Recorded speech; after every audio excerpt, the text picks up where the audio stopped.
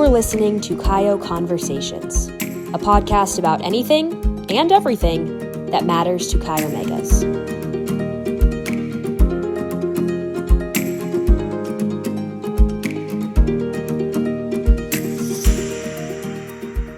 Hi, everyone. Welcome to another episode of our podcast. Thank you for joining us. I'm Leslie Harrington, CEO for Chi Omega, and today we are talking with Sister Chelsea Bear, an initiate of the Pi Mu chapter at Florida Gulf Coast University. Chelsea is a full-time content creator and disability advocate. Born and raised in South Florida, Chelsea was diagnosed with cerebral palsy at only 3 years old, but Chelsea was already full steam ahead. She graduated high school in 2011, and at Florida Gulf Coast, she earned a degree in communication and PR and served as the Pi Mu chapter director of Sisterhood. After college, she led a thriving career in public relations for over 7 years, and in late 2021, she took the leap to pursue her online disability advocacy full-time. Today, Chelsea uses social media to share her firsthand story of living with cerebral palsy, and her following shows it. It grew from 1,000 to over 315,000 in just 2 years, and her most viral post reached 55 million people. Her content is comprised of lighthearted yet educational posts that strive to create acceptance and awareness for people with disabilities. Her brand is all about being a positive light in the world, just like she is. So, Sister Chelsea, what a joy it is to be chatting with you today. Welcome to Kaio Conversations. Thank you so much. I'm so happy to be here, and I'm looking forward to conversation. Well, here we go. Before we jump in, I have to ask you something, and I also need to confess something.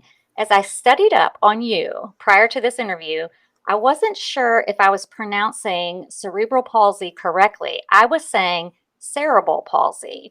But when I looked it up, I found multiple resources saying it's really cerebral palsy, but that is actually a great debate amongst lots of people. So I want to know, how do you pronounce it and which one's correct? Yeah, so I always say cerebral palsy, but like you, I've heard other variations of it, but cerebral is kind of the widely known one, I think. Okay, well, let's be cerebral and say cerebral. Okay. It's settled then. Cerebral palsy it is. Thank you. And for those of us who may not be familiar with cerebral palsy, could you just tell us a little bit about what it is and how it affects your daily life? Yeah, so I know you mentioned that I was diagnosed at age 3, but I like to give a little bit of background about what cerebral palsy is. And it's actually a birth defect or lack of oxygen to the brain, either during pregnancy, during pregnancy, before it, or after it. Okay. For me, it was never specified what exactly happened when I was born. But when I was a couple months old, my mom was at a mommy and me class and was picking up another baby and realized the other baby's muscles were a little bit more defined and they were starting to reach more milestones than I was physically. So at only a couple months, that's when my mom started to realize that I needed to go to the doctor, figure out what was going on there. And then it wasn't until I was 3 years old that I was diagnosed. So cerebral palsy can be very different from person to person. It can impact different parts of your body. Essentially, it's a brain injury. And for me specifically, it impacts my legs and the way that I walk. So when I walk, I'm able to walk independently, but I kind of drag my feet when I do. And then I also use a mobility scooter for long distances. Now, in your experience, what do you think are some of the most common misconceptions people might have about cerebral palsy, and how have you addressed those throughout your life and now in your social media content? Yeah, I think a lot of them initially are just socially. I think a lot of people associate people with disabilities not having educations or being able to communicate with other people, or being held to the same caliber as someone without a disability. So I always kind of, in my real life and then also on social media, I try to just show other people that cerebral palsy and other disabilities, we're still people too. We still can achieve all of these things and have just as much to contribute to the world. It just may look a little bit different with some adaptation. So that's usually the main misconception that I try to work through. That's so important. And I can tell that you have not let anything slow you down or get in your way.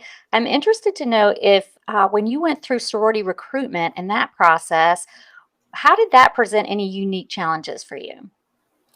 I think looking back, when you think of recruitment, at least the way it was set up at FGCU, there's a lot of standing, a lot of Yeah. walking around, waiting around, talking to people, getting through tight spaces and things like that. And back then in recruitment, I was a freshman. I wasn't as confident with my disability, I would say. So I didn't use my mobility scooter in certain instances. Okay. And that was one of them. So I would walk around and it was just a little challenging for me. So I think looking back, I think I would kind of tell my younger self, like, it's okay to use your mobility scooter. The right sorority will be the one that, is welcoming, and, you don't have to hide it, which just sounds silly because when I'm walking, I'm clearly not hiding my disability. But recruitment wise, I think I would have kind of leaned into my mobility device a little bit more to make it more comfortable for me to go through it.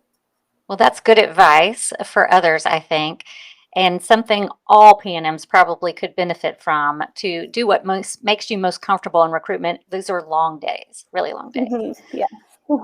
What was it, do you think, about Chi Omega that really resonated with you that week? I think definitely for me, it was some of the one-on-one conversations I had with the women in the chapter. Of course, those specific values that kind of gravitate and pull everyone in. And, I think the genuineness of the people I was speaking to is kind of what stood out to me compared to my other conversations throughout recruitment. Felt pretty authentic. Yeah. Yeah. Yeah. How did the Pi Mu chapter support you or make any accommodations for you, if any, during your collegiate years? And how are your sisters supporting you now? Yeah, so like I kind of mentioned earlier, I wasn't as vocal about my disability and my needs back then. But I will say the chapter did a really good job at making sure I was included. And if I did need to bring my scooter to an event, it was made possible, if certain accommodations needed to be made. And then today, I'm still so close to so many of my sisters that, I went to college with, and now we're at the stage. I'm 30 years old, so a lot of my friends have babies, and we've done weddings and all of that fun stuff. And they've kind of seen my personal evolution from when I was kind of shy and quiet and not that open about this stuff to now it being my whole career and my platform. So they've just been extremely supportive of my personal growth, and they support me, and then also kind of put that out into their own new circles that they've created post college. So it's been really cool to see how we've all evolved over the years. We do tend to mature in our 20s, right? 30 is Yeah. a whole new landscape. And I know you're being Mhm. supportive of them and their endeavors too. If you can remember back, you served as Pi Mu's Director of Sisterhood. Tell me about your time in that position. I absolutely loved it. I was very involved in student government and things in high school. So when I got to college, it was definitely something I wanted to continue doing. Yeah. I had loved putting together events, and specifically ones that would help people form friendships or maybe talk to people in the chapter they wouldn't normally talk to. Yeah. So that year of serving as sisterhood director, there were so many events that I was able to do that just getting the feedback from the other girls in the chapter that they made a new friendship or a new connection of some sort always lit me up so much. And then it also helped me do what I love, planning events and bringing people together. So I really love doing that. Well, I noticed from your Instagram presence that you have a great sense of humor, and I think that breaks down a lot of barriers too. Do you find the same thing? Yeah, I do, because it kind of goes back to why I started posting on social media in the first place, Yeah. because, especially going to college and meeting new people and then just being an adult in the world, everyone you meet has different experiences with disability, if they have an experience at all. Right. And I think a lot of people are scared to talk about it, scared to address it, or it makes them uncomfortable. And me being someone who's grown up with it my whole life, I'm like, this isn't scary. Like, this can be a fun, regular conversation. And I think by breaking it down in those ways of simplifying it and making it lighthearted, it kind of serves as an entrance point to people feeling more comfortable about the topic. Well, I saw at one point you had kind of joked a little bit about people that come up to you and say, "What's wrong with you?" Which I find to be really invasive and rude of a Yeah. question. But I guess in some ways, when people are curious and want to understand, they have to ask questions. So, do you feel offended when you get those questions, or how would you hope someone would approach you if they were curious? Yeah, I think, when you talk about situations like that out of context, if you imagine somebody at a grocery store who's not disabled, Yeah. would you just walk up to them and say, "Hey, tell me about your medical history?" Right. So I think, like, with me, I cannot hide my disability, so it's the first thing you see. So a lot of people associate that as something that they could just ask you about. So I think there's two ways to go about it. And when it happens to me, it happens quite frequently. I can kind of tell what people are genuine when they're like, "Oh, like, what's going on with you?" Or if they're just asking to ask and then kind of move on with their day and have no interest in actually learning. Hmm. But I always go back to, treat others how you want to be treated. If you wouldn't want someone to just walk up to you and ask an invasive question, don't do that to someone else. I think we all have so many resources at our fingertips with Google and social media, Right. that you can do some of the research on your own. And then if you really want to know and you are a friend of mine, just ask. But at that point, you already know me a little bit. Yeah. It's not just like the start of a conversation without having any context of who I am. That's why I say sometimes it's as simple as starting with, "Hi, how's your day?" instead of, "Hi, what's wrong with you?" Right. So just kind of like easing into it, if that makes sense. That makes perfect sense. It's also Yeah. very simple to use the golden rule and manners. So, Yes. thank you for breaking that down for us. Yeah. I want to get back a little bit to sorority life. Based on your personal experience, can you think of specific ways for future potential new members or sorority members with disabilities, specific ways that the Panhellenic community could be even more inclusive and supportive to those individuals? That is a great question. And I think society as a whole is becoming more and more inclusive. And I hope that definitely bleeds more into Greek life as a whole. Hmm. I think, it's hard to remember because it's been probably 15 years since I went through or not exactly, but it's been a while. Yeah. And, going through recruitment, I think if certain accessibility or accommodations need to be made, just making that a system-wide thing that people feel comfortable asking for those accommodations, and them not feeling like it will hurt their chances of going through recruitment or finding the match that's for them. I think inclusivity is so important, especially at a college level, because most students are somewhere new, they're going through something new, they're not with their family, they're not with their friends, and I wholeheartedly believe that disabled people should be equally included in Yeah. that. And it comes down to the different chapters and who's in them and, who also agrees with that. So just if someone's in a wheelchair doesn't mean that they shouldn't, be able to go through recruitment or they shouldn't be granted, a bid and things like that. And I always say diversity makes things even better. Yeah. So, just making sure certain accommodations are available for people, and then that the actual chapter members know that they should be accepting and welcoming of people of all types. Of course, absolutely. You touched on it a little bit, but I want to dig deeper. After you graduated college, you first had a career in public relations. So your education, your experience makes you uniquely positioned to be a content creator. But talk a little bit more about what made you do that pivot. None of it was planned. Yeah. I always, honestly, since middle school, I had this long-term dream of being a motivational speaker one day.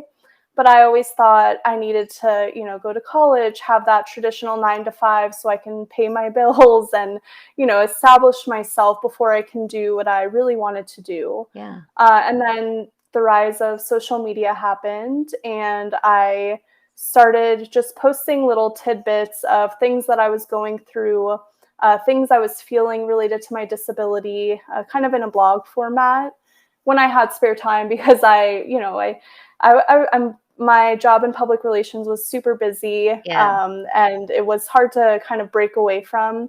So when I was posting things disability related, it was more just cathartic for me to get things off my chest and also maybe change someone else's perspective along the way. Yeah.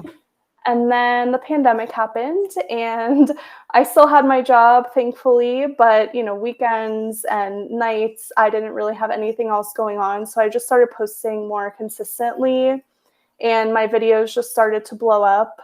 I remember I was actually with 2 girls from college, and we were at dinner, and I pick up my phone, put it back down. 2 hours later, I pick it back up, and I have like 15,000 new followers. And I'm like, what just happened? And we're all sitting at the table, and we're like, I'm like so confused. So then I was kind of managing social media and that new world, and brands were starting to reach out to me with my full-time job in public relations, which is a very demanding job. Yes, fast And pace. Yeah. yes, so and they both kind of became hard to manage, and I had to pick one or the other. And I'm like, I have this platform. It is so aligned with what I believe in, and people are actually listening to these messages I'm so passionate about. And I kind of just had to decide between one or the other. So I was like, let me just, I have this, let me see what I can do with it. And so far, I've been able to continue making it work. So I'm very grateful for that. Well, you are living your dream. And I think that's really amazing. So many people want to venture out, and it does take courage, and you had it. Very proud of you. Thank you. Now, your content focuses on empowering and educating others, and in such a fun and positive way. What are some of your favorite topics or messages you've explored with your content? There's a few popular ones. Yeah. One of them, I know a lot of people are always interested in what it's like dating with a disability, Yeah. especially in the age of online apps and things like that. I also talk about traveling with a disability, what that looks like. And since, while my channel became popular during the pandemic and I wasn't going places, now that I am able to travel, the travel side of my content has really been picking up. So I'm hoping to continue sharing that. Good. And also adaptive fitness has been a really big one, just showing people that even if you have a disability, most people need to adapt in the gym anyway. So just kind of bringing those resources to people. Well, so much of what you're saying, there's a common theme, and it's just like normalcy, right? Mhm. Like, even though you have cerebral palsy, you can do normal things. It's just Mhm. all about adaptation, right? Yep, exactly. Well, I know while social media can be a very wonderful and powerful tool to help us learn and connect, it can also be cruel sometimes. So, have you experienced any cruelty? And if so, how have you dealt with that? Yeah, I unfortunately have. And, I think I have a really, really loyal and engaged following on my channels. And I'm so appreciative for everyone that comments and engages with me. But once my videos do go viral, which happens quite frequently, I'm reaching people who have no idea who I am. They just see me kind of walking across the screen, and they can hide behind the keyboard. So in those moments, I always kind of ground and remind myself that whatever they're going through, is a reflection of them and not me and the content I'm putting out, because I'm always proud of the content I put out, and I know that it has a greater purpose than one or two negative comments compared to hundreds of positive ones. Yes. So for the most part, I try not to engage with them too much. But sometimes I do like to call them out and talk through certain comments and why they're not okay, specifically for my younger following. Mm. If I have followers, which I know I do, of younger women who have disabilities or just things that they're not confident about in themselves. I want them to know that they can stand up for themselves and not accept certain treatment. So I like to call them out every once in a while, but for the most part, I like to ignore them. Well, I think sometimes trolls need education too, right? Yes, yes, And I'm glad you're yeah. modeling the way for your followers. I bet some of those followers stick up for you and kind of police your Mhm. page anyway. So that's Yeah, that's some of my proudest moments when I'm looking through the comments and I see a bad one and then I see 4 people comment back to them like defending me. I'm like, wow, this is just an amazing feeling that people are so passionate to jump in for me all sometimes. So right. it's great. What she Yeah. said. Yeah. Yeah. Well, you have recently received a YouTube Creators Award for surpassing 100,000 subscribers. So, first, congratulations. Thank And you. and tell us, how does that feel and what's your next goal? It's amazing. I think YouTube was kind of always the scary thing to me Yeah. because it's just a whole new form of content. And I avoided doing it for a while, and I only just started earlier this year, and not even 9 months into the year, I've already reached that huge milestone. Yeah. So I am just really excited to continue working on YouTube and hopefully just making more long form content where people can get to know me more, get to know the topics I speak about more on a deeper level, and just continue to explore and see where that takes me. So excited. Well, I can imagine that we have some listeners, podcast viewers today that are disabled and maybe could use a little bit of advice today.